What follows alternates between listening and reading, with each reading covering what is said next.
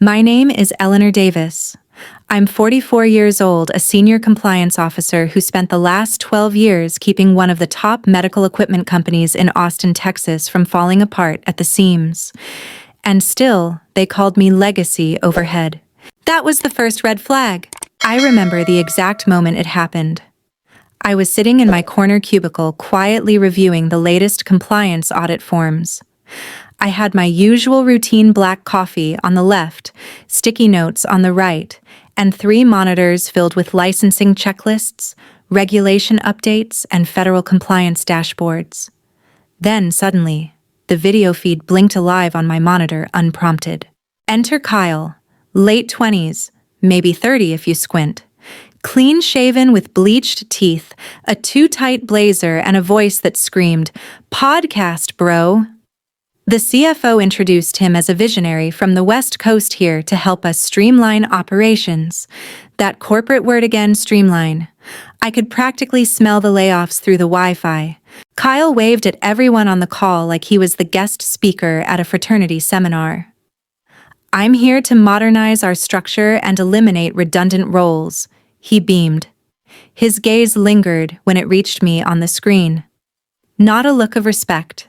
It was the look you give to an old fax machine still sitting in the corner of a digital office. I didn't blink. I just calmly clicked, save as, on a confidential folder I'd quietly kept for years. Inside every current operating license, every renewal timestamp, every audit trail, and every certification that legally allowed this company to function under federal law, all tied to my name. I labeled it something no one would dare snoop through Grandma's cookie recipes and backed it up to an encrypted personal drive. This wasn't panic, it was preparation. I've seen too many good people walk into corporate reorgs unarmed. Not me. Not this time. At lunch, I overheard Kyle charming a couple of junior analysts in the break room with his TED Talk energy and Silicon Valley slang. He called long-term staff boomers who were out of sync with agile innovation. I'm 44, not 64, and I built half the compliance system they now take for granted. But in Kyle's world, if you don't use TikTok to manage your tasks, you're obsolete. By the afternoon, the team was invited to a momentum sync, which of course was just a standing meeting with no chairs and too many buzzwords. Kyle ran through a slideshow filled with phrases like decentralized accountability ecosystems and compliance iteration loops. 3 interns were nodding like they were watching a messiah with a Bluetooth headset. Then, he said it. Some roles, especially those with legacy responsibilities, will be reassessed to ensure we're aligned with our forward motion. And then he looked straight at me. Right at me. "We appreciate your historical contributions, Eleanor." Historical.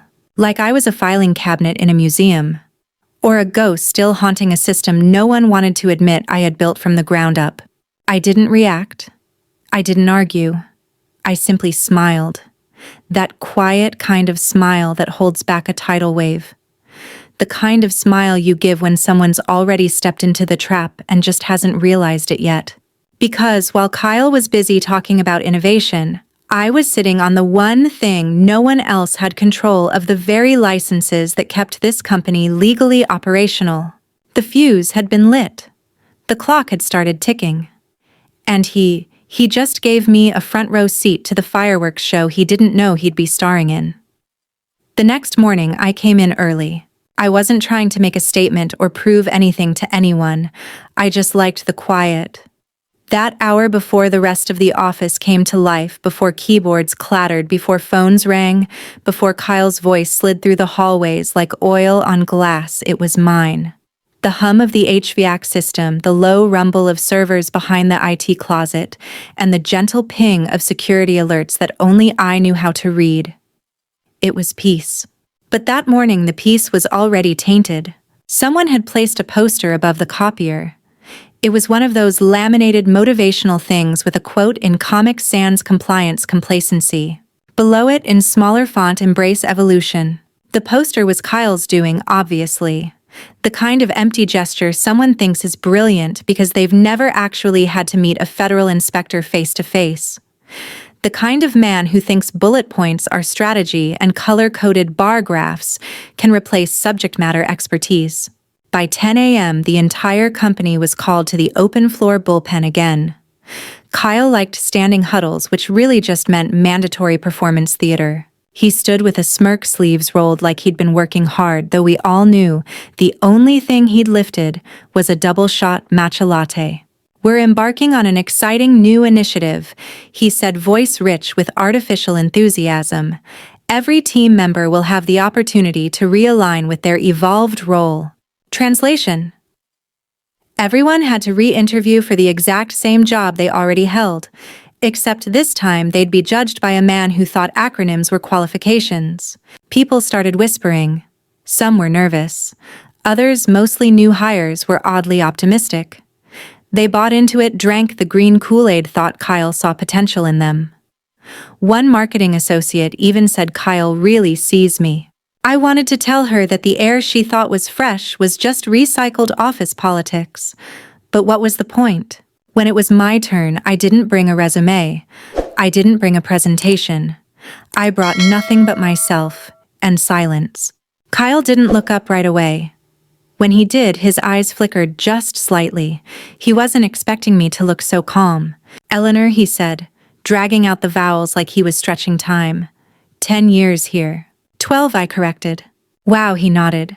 "Institutional knowledge. That's valuable." His fingers were already typing something.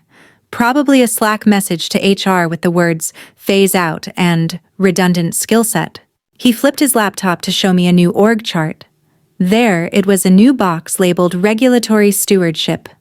My name crossed out. Next to it in red, "Open to reassignment." He smiled. "We're just exploring new efficiencies." Then he clicked another tab. I saw it for a fraction of a second. Q3. License. Delegation Plan V1. A comment box beside it. "Can this be transferred downstream?" Downstream. As in dump it on someone who doesn't know what a compliance audit even is. Someone who still thinks the FDA is just about food labels. I didn't flinch, but inside a siren wailed. When I returned to my desk, I opened the compliance database I'd built from scratch back in 2013. It tracked every license we held, expiration dates, regulatory bodies assigned stewards, renewal triggers, auto flag conditions, 43 entries, 43 legally binding certifications, 43 bullets that kept this company out of handcuffs. Every single one tied to me. I exported a fresh copy, encrypted it, renamed the file Employee Touch Birthday Cake, Requests 2024, XLSX, then sent it to a secure backup. After that, I wiped the email trail. Not because I was scared, because I'd seen what happened when people like Kyle played with matches in a fireworks warehouse. And I knew he'd lit the first fuse already. That Friday, Kyle made his next move. I'd barely settled into my seat when I got a calendar invite marked urgent. No subject line, just a meeting request from Kyle to me and to Chloe. Now Chloe, bless her. She'd joined the company 6 months ago as a marketing intern, bright-eyed and full of buzzwords she picked up from LinkedIn influencers. She once asked if OSHA was a new productivity app. She thought HIPAA was just a branding department. So when I walked into the glass-walled conference room and saw her already seated, nervously fidgeting with a pink pen, I knew something was off. Kyle didn't waste time. "Eleanor," he said with that casual condescension only the underqualified and overconfident have perfected, "we're moving some tasks around to better align with our operational refresh. Chloe's going to take over your inspection prep workflows." He said it like he was giving her a new coffee mug, not my entire department's compliance infrastructure. Chloe looked startled. "Oh, thank you." I nodded slowly, letting the silence stretch until it became uncomfortable. Then I asked, "Does Chloe know the difference between a CFR Title 21 Part 11 and a 510K filing?" Chloe blinked. Kyle waved it off. "She'll pick it up. We want foundational exposure across functions. You'll still be involved, of course. For now, we're assigning you to reorganize the janitorial supply cabinet." I stared at him and smiled. Foundational, huh? It was laughable, but I didn't laugh. I just tilted my head and said, Kyle, do I still have admin access to the license management dashboard? He paused ever so briefly, and that hesitation told me everything I needed to know. I think we routed that to Chloe last week, he said, glancing at her. You don't really need it anymore, right? I nodded. Sure. 2 hours later, I walked to an unused terminal in the back hallway, a dusty standing desk next to the fax machine no one used anymore. I logged into the shadow admin panel I'd built 5 years ago, a failsafe no one but me knew existed. I scrolled to Chloe's user ID and revoked her access rights with a single click. Then I rerouted her credentials through a honeypot protocol that flagged any attempted regulatory edits under her name. She wouldn't know what hit her. Neither would Kyle. That afternoon, I passed by Kyle's office. He was on a video call laughing too loud and sipping from a green smoothie that looked like swamp water. His whiteboard had the words, "Out with the old," written in thick, arrogant strokes. He didn't see me, but I saw something. I saw the arrogance beginning to tip into blind spots. I saw that he had no clue what lay beneath the surface of the systems he was tearing apart. The fuse was shorter now, and the smell of smoke was getting stronger. That evening, as I packed up my things, I passed a group of junior analysts in the break room. They were giggling over a printout of one of my old compliance process flowcharts like it was a meme. One of them snorted. Who even uses color codes anymore? Another chimed in. She timestamps everything like it's 2005. Has she never heard of automation? They laughed louder. I didn't break stride, but I felt it, the heat behind my ears, the tight coil in my stomach. Not from shame, from the sick certainty that they were playing with loaded weapons while mistaking them for toys. Because one day, very soon, they'd need every timestamp, every color code, every single manually validated audit trail I'd ever put in place. And when that day came, they'd wish I was still around. By the following Wednesday, the unraveling began, quiet, subtle, like the first crack forming in a dam. It started with a simple error message: access denied. Error 4003. That was what greeted me when I tried logging into the internal compliance tracker, the one I'd designed, maintained, and updated over a decade. A tool used not just for federal audits, but also for real-time license monitoring, renewal alerts, and legal chain of custody verifications. My name was still listed on the homepage, but I couldn't get in. At first, I thought it was a glitch. We all knew the company's IT infrastructure wasn't exactly cutting edge, but then I tried accessing 2 more dashboards I had built, one for quarterly compliance scheduling, the other for external audit readiness. Both locked. 3 systems, no warning, no request for handover, no courtesy email, just silence. So I did what any responsible adult would do. I called HR. No one picked up. I called again, then a 3rd time. On the 4th, someone finally answered, a new voice, likely someone Kyle brought in. She sounded like she was 20 and reading from a training manual. Hi, yes. All HR inquiries must now go through your department manager. My stomach dropped. That's Kyle, I said flatly. Yes, she replied. That's correct. I hung up without another word and stared at my darkened screen. It was still glowing empty, like a joke I wasn't supposed to understand. In less than a week, I'd been stripped of every meaningful tool I once managed, not through formal transfer or documentation, but through silence. No process, no protocol, just shadow updates and deleted credentials. But what Kyle didn't understand, what no one had realized, was that I wasn't just a user of those systems. I was the system. Every dashboard, every flowchart, every regulatory trigger, all were built by my hands, signed under my name, and designed with protections for when, not if, the wrong person came into power. Kyle was methodical in that infuriating MBA kind of way. He never outright attacked anything that would be too obvious. Instead, he embedded slow-burning changes into his weekly reports. Legacy systems under evaluation. Potential staff overlap identified. Redundant licensing responsibilities. Redundant. That word again. You don't overlap a federal license that's tied to a biometric ID and notarized chain of custody. That's not how it works. But Kyle didn't care. He wasn't trying to understand, just dismantle, rebrand, and spin it into some half-baked leadership podcast talking point. I had officially become a walking contradiction, someone still on payroll, but slowly being erased from within. So that afternoon, I scheduled a visit to a tiny notary office above a nail salon on South Congress Avenue. The kind of place that smells like toner and peppermint hand lotion. No one there knew my name. No one asked why I was there. I brought a single sheet of paper. Voluntary relinquishment of licensing authority. I didn't sign it. Not yet. I just had it notarized, time-stamped, sealed, legal.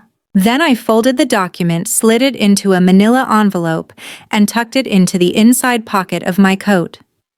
Along with it, I carried a safety pin, just in case things turned chaotic. I didn't expect them to, but I knew enough to prepare.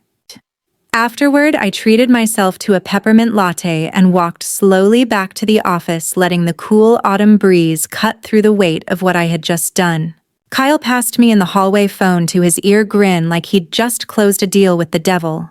"Hope you're feeling more aligned this week," he said with a wink. I smiled wide, calm, deliberate. "Just tying up loose ends." What he didn't know was that every loose end I touched had a fuse attached. And I had the only match. It happened the following Monday, because of course it did. Mondays in our office always carried a strange tension, like the building itself was hungover. The air felt stale, the fluorescent lights harsher, and everyone wore the same weary expression that said, "Just make it to Friday." But that Monday, the tension was different. There was something buzzing beneath the surface.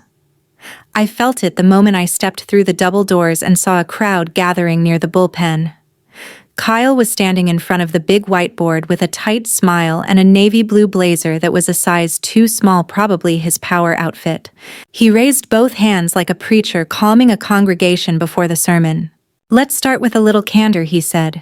"I swear whenever someone opens with candor, it's a guarantee they're about to gut you in front of an audience. We've been doing a lot of reflecting over the past few weeks," he continued, pacing like a TED Talk robot. "And while tradition has value, stagnation is a threat." He was building to something. Everyone knew it. Even the interns stopped scrolling on their phones. Then he stopped right behind my chair. "Unfortunately," he said, voice louder now, "certain legacy roles are no longer aligned with our forward momentum." Silence. Not awkward silence, fatal silence. Some people looked down at their shoes. Others glanced at me, unsure whether to offer sympathy or pretend they hadn't heard. Then Kyle delivered the final blow. Effective immediately, he announced, "Eleanor Davis's position has been phased out." Just like that. No one-on-one. No transition meeting. No thanks for your service handshake. Just a corporate execution done with a smile and a bullet made of buzzwords. I stood up. Not because I was shaken, but because my legs felt too steady for what they knew was coming next. Two HR reps, both maybe 25, with folders clutched like shields, approached, eyes fixed anywhere but on mine. "Eleanor," one said softly, "we'll need your badge and laptop." I opened the glossy folder. Inside was the termination packet. Legalese, bullet points, and a signature line. No severance, no explanation, just a line to sign. I reached into my bag, pulled out my own pen, the one I always carried, and signed it in a single stroke. Then I looked up and said evenly, "I'll need a printed copy." Kyle blinked. "It's all digital," he said. I said printed. HR hesitated. I held my stare. 4 minutes later, I walked out of that room with a printed copy, a stapled receipt, and the calm of someone who knew exactly what she'd just set in motion. What Kyle didn't know, what no one in that room understood, was that by signing that form, Section 9B of my employment contract had been activated. Across 3 federal databases, my licenses were now tagged for auto-revocation, not expiration, not suspension, nullification. At 7:13 p.m. that evening, my phone buzzed with the system-generated email, "Your authority over licenses. TX MD14432, FDA 87C009, and CMS 4511 has been formally relinquished." All dependent entities will be marked non-compliant in 24 hours unless reauthorized by a certified replacement. I didn't forward it. I didn't screenshot it. I didn't even reply. I just sat in my apartment, poured myself a glass of boxed Merlot, turned on reruns of The Golden Girls, and let the consequences of Kyle's streamlining begin their slow, merciless march toward his corner office. He wanted me out.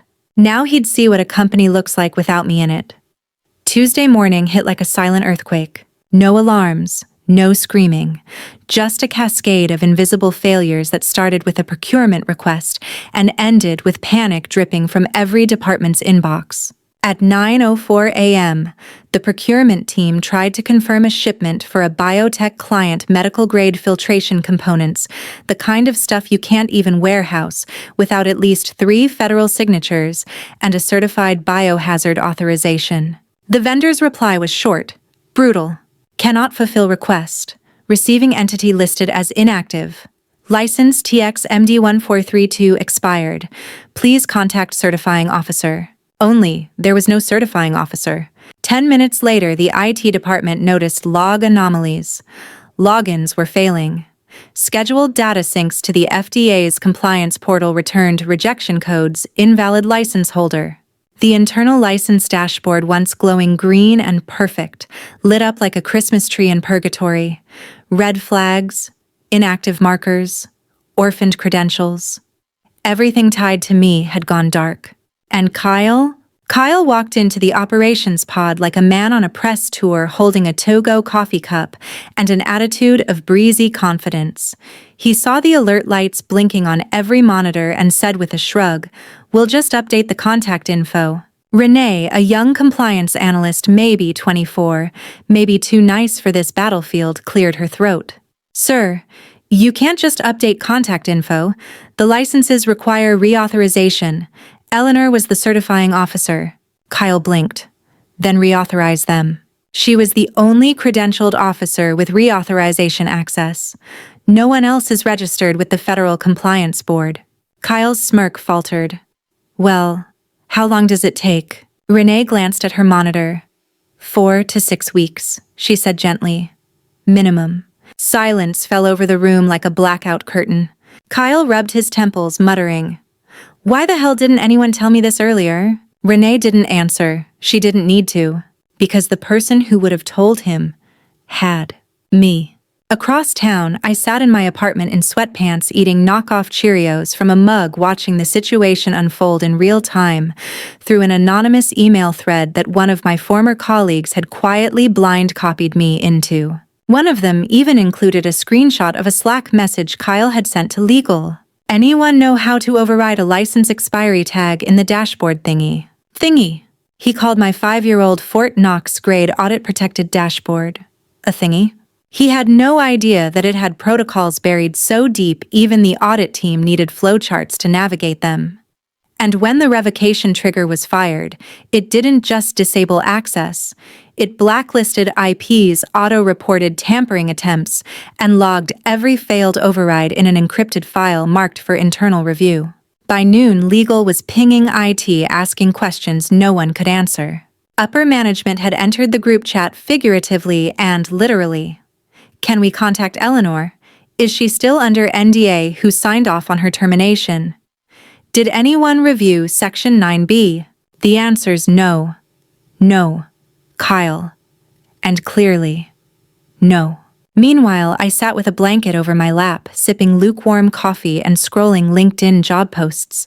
Not because I needed a job, but because I liked the feeling of watching them panic while I lounged. Justice doesn't always arrive like thunder. Sometimes it shows up wearing slippers and eating cereal. And that was the thing Kyle never understood. I wasn't just the woman who knew the rules. I was the one who wrote them. Wednesday morning began with a calendar ping and ended with a bureaucratic meltdown no one could stop. At exactly 10:00 a.m., the front desk called up to the compliance team with a voice that trembled just enough to raise the blood pressure of everyone within earshot. "3 inspectors from the FDA are here. They're asking to speak to the license holder." And just like that, the floor dropped out from under them. You could feel the panic ripple through every department, silent but sharp, like cold water down the back of your neck. People froze mid-sentence. Fingers hovered above keyboards. Kyle, who had been in a cross-functional synergy review, came sprinting, yes, sprinting, into the operations wing, his Banana Republic blazer darkening at the armpits. He barked, "Can we get Eleanor's credentials reinstated?" One of the junior legal associates, poor kid, looked like she hadn't slept since freshman orientation. She was already Googling how to reauthorize a federal compliance license, as if it were a recipe for banana bread. Kyle, flustered, attempted to log into the Federal Credentialing Board portal using my old login. Access denied. He tried resetting the password. User not found. He picked up the phone and called the help desk. Got transferred 3 times. When someone finally answered, they told him, Eleanor Davis voluntarily relinquished her licensing authority last week. Her ID has been removed from the National Registry. Reinstatement requires full recertification. Average processing time, 4 to 6 weeks. Kyle stared at the speakerphone like it had personally insulted his family. Then he turned to HR. What clause did she use to revoke it? HR flipped frantically through my termination file, whispering to each other like confused kids, reading a final exam they forgot to study for. One of them mumbled, "It just says, standard exit processing. I don't see anything about licenses." Someone from audit chimed in from across the room. Wait, didn't she have a special clause in her original contract? That's when the room finally started to understand. They hadn't just let a middle-aged compliance officer go. They'd yanked the keystone out of the damn arch. Across town, my phone buzzed with a name I hadn't seen in months, Liz from documentation. Liz was good people. She used to bake cookies for audit week and sneak little post-it doodles onto my keyboard when she knew I was stressed. I picked up. Her voice cracked. Eleanor, did you do this? I stirred my coffee, looked out the window at the bright, cloudless sky and said calmly, No, Liz, you did. Then I hung up. Not out of cruelty, but because saying more would have been too generous. I wasn't mad. I wasn't even smug. This wasn't revenge. It was math. 1 + 1 = you fired the wrong person. Back at headquarters, the FDA auditors were still waiting in the lobby. They couldn't be allowed into secure wings without a certified compliance officer present, and they didn't have one. Which meant the audit couldn't proceed. Which meant every contract hinging on regulatory compliance was now in technical breach. Thousands of dollars per hour in penalties. Dozens of vendors now at risk. Legal exposure ballooning like a popped artery. And me, I was getting my nails done. Midnight burgundy. Gel finish. Top coat sealed under UV light. Not because I had to, but because power doesn't have to raise its voice. It just walks away and waits for the screams to echo. Monday at 8:37 a.m., the building smelled like stale coffee, old toner, and the quiet shame of a company realizing it had stepped on its own oxygen hose. That's when he walked in, Gregory T. Beck, CEO. The man floated across the glass atrium like a Roman emperor returning from a Mediterranean cruise. Skin too tan for the season shirt still creased from a first-class suitcase cologne, thick enough to declare its own tax bracket. He was all smiles and finger guns. Hope y'all didn't burn the place down while I was gone. He called out to the reception staff, completely unaware that just floors above the company was smoldering. By the time he reached the executive suite, he had already received 3 flagged compliance emails and 2 voicemails, the last of which ended with the phrase, non-compliance disaster. He burst into the ops room like a man expecting to fix a jammed printer only to find a plane crash. Systems frozen. Vendor shipments on hold. Certifications invalid. Inspections missed. Clients livid. Revenue dashboards flatlined. Gregory didn't say anything at first. He just looked around, jaw-tight eyes, scanning the managers who were now pale, bleary-eyed, and visibly sweating. Then slowly he asked, "Who's handling this?" All eyes turned to Kyle. There he stood, no longer the visionary disruptor in a tailored blazer. Now just a panicked middle manager who looked like he'd spilled soup on a nuclear reactor. Gregory pulled up my termination paperwork on the wall-mounted monitor and started scrolling. He didn't say a word. Scroll, scroll, scroll. Then quietly, like he couldn't quite believe the syllables he said. You fired the license holder. Kyle opened his mouth, but no sound came out. Gregory didn't raise his voice. He lowered it. You fired the person with sole federal licensing authority across every operational vertical. Kyle stumbled. Her responsibilities were deemed redundant. Gregory laughed. But it wasn't a funny laugh. It was the kind of laugh you give when you find out your teenager sold the family car for NFTs. He pointed at the screen again. Her name is on every active license, every renewal pathway, every regulatory chain that keeps this company legally alive. Legal ran in with a manila folder like someone had just remembered they were holding a grenade. Inside a list of 5 suspended vendor contracts, all frozen due to lapsed compliance, and all bearing the same name, Eleanor Davis. Gregory spun back around. You let a kid who still thinks pivoting to synergy is a business plan fire the woman keeping us from federal fines and public humiliation. Kyle stammered. We thought we could reassign the responsibility. It said we could just update the contact. It's a federal license, Gregory thundered. Not a Gmail alias. HR piped up. We tried contacting her. She's unresponsive.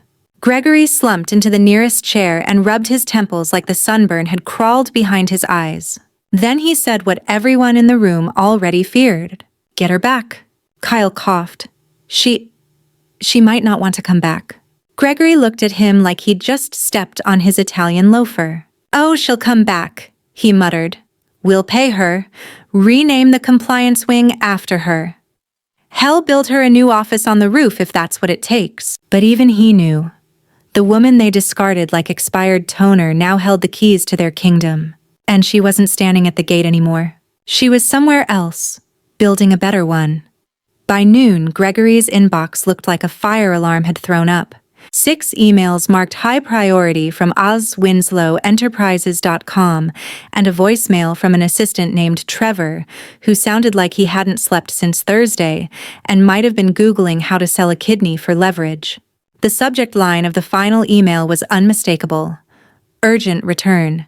Requested by CEO Directive. I didn't open it immediately. Instead, I was finishing a late breakfast, 2 eggs over medium sourdough toast and a level of peace that tasted like victory.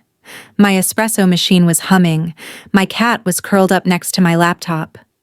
Sunlight spilled through the curtains like it knew I had already won. Eventually, I clicked it open. It was a formal offer clearly written by someone in HR but triple-checked by legal. A proposed 6-month consulting contract effective immediately. A generous base salary with performance bonuses based on measurable operational outcomes. A full gag clause. No social media. No interviews. No speaking to regulators. Total silence packaged in golden ribbon and corporate desperation. The note ended with a line Gregory probably thought sounded noble. Let's rebuild together. I reread it once. Then again, nowhere did it mention the truth. No admission of failure. No apology. No ownership. Just panic dressed up as opportunity. I composed my response in under 5 minutes. The subject line matched theirs. Return. Requested by CEO Directive. Gregory, I appreciate the offer. Truly. Unfortunately, I don't return to burn sites, especially not the ones where I was thrown into the fire under the label of streamlining. Attached, you'll find a highlighted copy of Section 9B from my original employment contract. Formal confirmation of license revocation issued by the National Registry Board. A screenshot of your company's internal certification dashboard taken 72 hours post-termination. You'll notice my name is still listed. Grayed out. Irreplaceable. Wishing you compliance and clarity. Eleanor Davis. I didn't add a smiley face. Didn't threaten. Didn't negotiate. Didn't gloat. Just facts. Receipts. And the clean, sharp silence of someone who had nothing left to prove. Gregory didn't reply. He didn't forward the email. He didn't even acknowledge it. He just leaned back in his chair, eyes locked on that screenshot, my name still faintly visible, haunting the dashboard like a ghost in the machine. It finally sank in. They hadn't just fired an employee. They'd excommunicated the only person who understood the religion. And me? I wasn't praying anymore. I was writing new commandments, and their company wasn't mentioned in any of them. 3 weeks later, LinkedIn nearly caught fire. There I was, front and center on everyone's feed. My hair was a shade lighter, my blazer sharp black, and my smile just enough to say I've arrived, and no, I didn't forget. New position Director of Compliance Stratex Biocore. No hashtags, no humble brags, no fluff. Just a simple caption. Grateful to join a team where integrity isn't an afterthought. Below the post, the real flames started. Stratex Biocore secures Omega Med and Viarc contracts, the two crown jewels from my former employer. The partnerships that made up nearly 40% of their annual revenue. The clients who always asked for Eleanor on the call before signing anything with a federal seal. Now, they were gone. See, the thing no one at my old job ever really understood was this: compliance isn't about forms, it's about trust. And I had earned it. The moment those companies heard their certification backlog had no reactivation window, that no licensed officer existed to process their renewals, they started calling around. And when Stratex told them I had joined, that was it. The deals didn't require pitches. My name was the pitch. Meanwhile, over at the company I used to hold together, the fallout continued like a slow-motion train crash. The compliance dashboard never turned green again. License appeals were stuck in bureaucratic purgatory. Fines began arriving, some digital, some via certified mail. Vendors backed out. Clients screamed. Even the office holiday party got canceled due to budgetary recalibration. And Kyle, he didn't get a goodbye cake. Just a 3-minute Zoom call from HR and a quiet transition plan that read more like a eulogy. 1 week he was barking about synergy. The next he was freelance consulting and updating his resume with vague phrases like strategic pivots and process modernization. His desk packed into a cardboard box.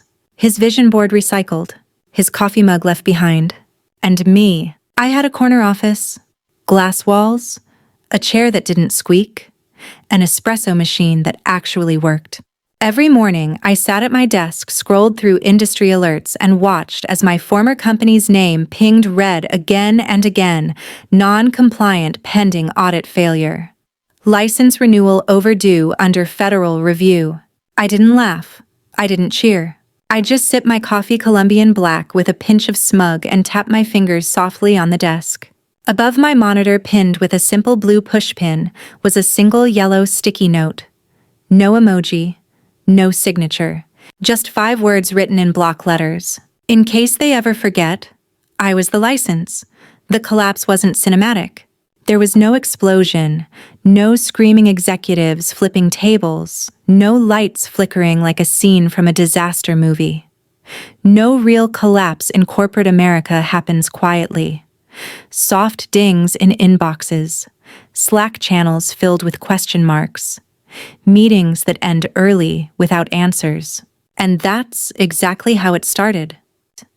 Each morning brought a new ripple. A compliance alert here, a vendor holding off shipment there. Then the calls started, clients asking what temporary license misalignment meant. Their project managers couldn't explain it. Legal couldn't smooth it over. And with no licensed compliance officer to sign off, nothing moved. Nothing. Contracts were frozen, payments delayed, R&D halted. The company tried to put out fires with memos: temporary licensing transition, realignment in progress. Client satisfaction is our priority. But everyone on the inside knew the well had dried up, and nobody had a map to find water again. Meanwhile, regulators began circling. The FDA scheduled a second inspection, not because it was time, but because someone had flagged irregularities in the system. Not just missing signatures or delayed renewals, entire verticals had gone dark. Legally, the company was still standing, but practically, they were one clipboard away from a federal chokehold. Gregory tried everything. He authorized a compliance acceleration team, hired 3 external consultants in a week, even brought in a former government liaison from DC. But they all came to the same conclusion: no one could pick up where I left off. Because I didn't leave breadcrumbs. I wasn't planning a return. And that's what scared them the most. You can replace an employee. You can't replace the reputation they spent a decade building.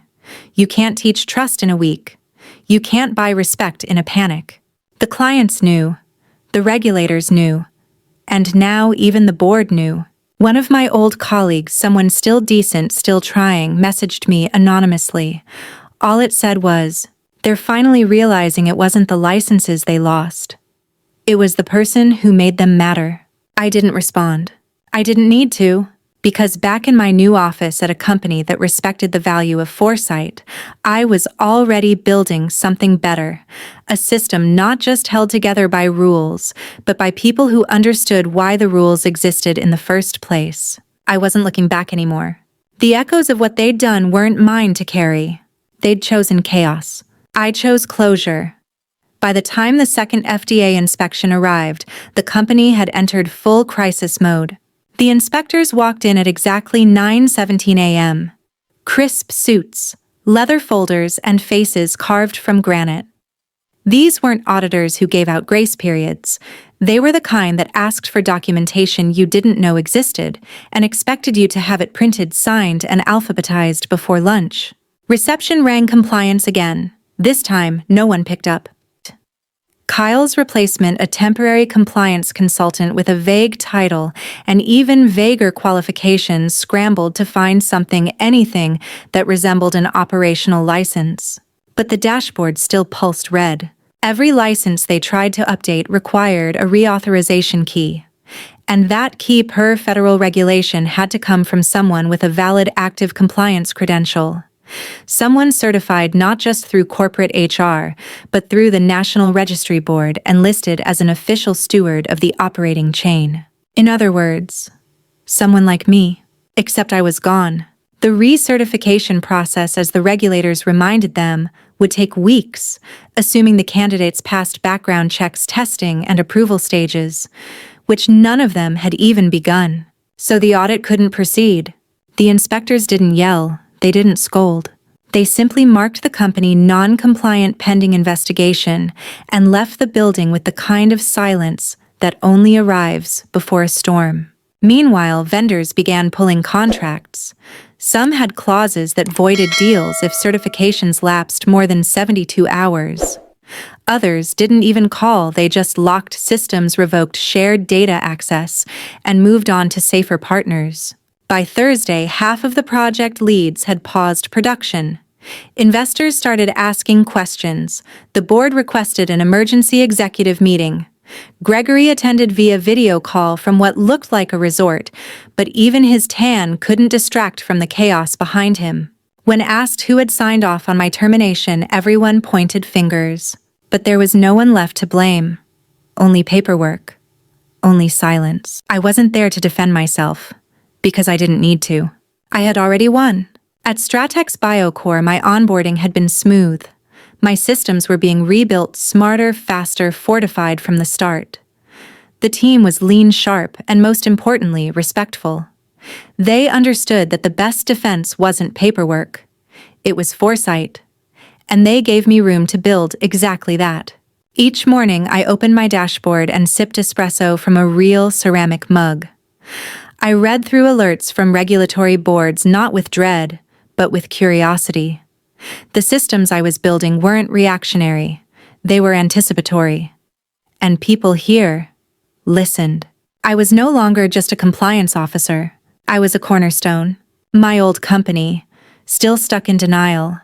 Still thinking a new hire or another contractor could solve the mess they created by treating trust like it was disposable. But trust, it doesn't come with a reset button. It walks out when pushed too far, and sometimes it doesn't come back. The fallout continued to spiral, slow, methodical, and unforgiving.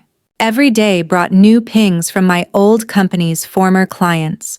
Not to me directly, but to the industry press, to public databases, to shared vendor networks, compliance failures, delays, cancellations. A notice here, a termination there. It was like watching a dam split open one crack at a time. Then came the kicker. A breaking update on a federal regulatory blog. Company under audit suspension pending multi-license failure review. It didn't name names. It didn't need to. Everyone in the industry knew who it was. When a company loses its compliance certifications in every vertical, the scent of blood brings questions, and questions bring auditors. And auditors, they bring hammers. Back in my sleek glass-walled office at Stratex Biocore, I was watching it all like a chess match I'd already won. My team was thriving. New hires were actually curious, not cocky. The company had structure, humility, and most of all, foresight. The same couldn't be said for Kyle. Someone forwarded me a screenshot of his LinkedIn update. It was one of those vague, desperate posts. After a challenging but growth-filled experience leading transformation at a major medical tech firm, I'm excited to begin exploring new strategic opportunities. DM open. Translation: he'd been let go. Official title: Associate Project Liaison Level 2, which in corporate speak is just a polite way of saying, sit down, shut up, don't touch anything that needs a password. His once glorious standing desk was replaced with a hand-me-down that wobbled. His dual monitors became a single square relic from 2010. The only thing agile about him now was how fast he got thrown under the bus. Gregory, on the other hand, tried to salvage what was left. He had legal draft up a new proposal. A real one this time. Consulting role. 6 months. Immediate start. Reduced salary but generous bonuses. A blank check for silence. It came in a platinum-trimmed email complete with a GIF header that said, "Let's rebuild together." Again, but there was no apology. No admission, no ownership, just panic veiled as humility. And once again I responded with precision. "Gregory, thanks for your follow-up. Unfortunately, I no longer offer reconstruction services to companies that burn their own blueprints." As before, I've attached a copy of the auto revocation trigger confirmation. Your company's certification dashboard taken 5 days after my termination. A legal note from my compliance counsel confirming no grounds exist for re-engagement without full structural overhaul. I do wish you luck truly, but I won't be part of trying to save what's already sunk. Best, Eleanor Davis. No flourish, no threat. Just closure. The kind that's silent, powerful, and impossible to spin. In the end, no headlines were written, no viral exposés, no dramatic lawsuits. Just silence. The kind of silence that creeps into an office when people stop believing anyone is in charge. The kind of silence that follows behind every missed deadline, every client withdrawal, every email marked urgent that never got a reply. Inside the company I once held together, the lights were still on. Technically. But the heart of it was gone. Licenses still flagged red. Audit deadlines passed without answers. Vendor trust obliterated. Even employees began jumping ship. One by one. Quiet exits. No farewells. They tried to rebrand. Shift blame. Rewrite the story internally. We're pivoting. We're realigning. It was an unfortunate oversight. But you can't cover cracks that wide with corporate paint. And clients talk. They started whispering about the collapse, about the week the licenses died, about the woman they let go. That woman, me, was already on to bigger things. At Stratex, we were expanding. We secured contracts with 2 major pharmaceutical chains, both of whom requested my personal oversight for compliance. It wasn't ego, it was legacy. The good kind. The kind you earn. And in that office, under the warm hum of ceiling lights that didn't buzz or flicker, I built something better. I taught young hires not just what the rules were, but why they mattered. I wrote systems that anticipated failure, not just responded to it. People listened here. They respected the quiet strength that comes from knowing how things fall apart and how to stop it before it begins. One afternoon, during a meeting about a new regulatory tool we were developing, my new CTO asked casually, "What was the one thing your old team never understood?" I paused for a second, then smiled. "They thought I was just paperwork." He laughed. But I wasn't joking. You see, they had everything: the tech, the budget, the talent pool. But they didn't value the one thing that tied it all together: stewardship. You can buy tools, you can lease software, but you earn stewardship. It comes from showing up, from building systems not for glory, but for reliability, from protecting the company even when the company doesn't protect you. As I walked back to my office that day, I passed by the break room where someone had tacked a post-it to the fridge. 4 simple words written in bold marker. "Don't pull a Kyle," I chuckled. At my desk, the sticky note above my monitor was still there. A little faded now, but still clear. In case they ever forget, I was the license. And just like that, I leaned back, took a sip of my espresso, and moved on. Because the greatest revenge is building something so strong they can't even replicate the ruins you left behind. There's something profoundly peaceful about knowing you don't need to prove anything anymore. Not because people finally apologized they didn't. Not because you got recognition that came later, but because deep down you remembered your worth before anyone else did. When I look back, I don't feel bitterness. Not even for Kyle. Not for HR. Not for the junior analysts who laughed at my flowcharts like they were relics. Everyone plays a role, even the ones who try to erase you. They're just loud chapters in a book that wasn't written for them. And maybe that's the biggest lesson I've learned through all of this. Sometimes the most powerful thing you can do is walk away and let your absence speak louder than your presence ever could. In corporate life, they teach you how to climb, but they don't teach you how to hold the ladder for others. They reward flash and overlook foundation. But I've learned that while buzzwords fade, integrity doesn't. Now when someone doubts me, I don't fight them. I let the results do the talking. And if they still don't listen, that's not my burden to carry. I'm not the person who yells in the boardroom anymore. I'm the one who builds it brick by brick so no one else has to yell again. To anyone who's been dismissed, overlooked, or treated like they were just the paperwork, you're not. You are the system. And when the world finally notices it can't run without you, you won't need to say a word. You'll already be somewhere better with your name written in permanent ink.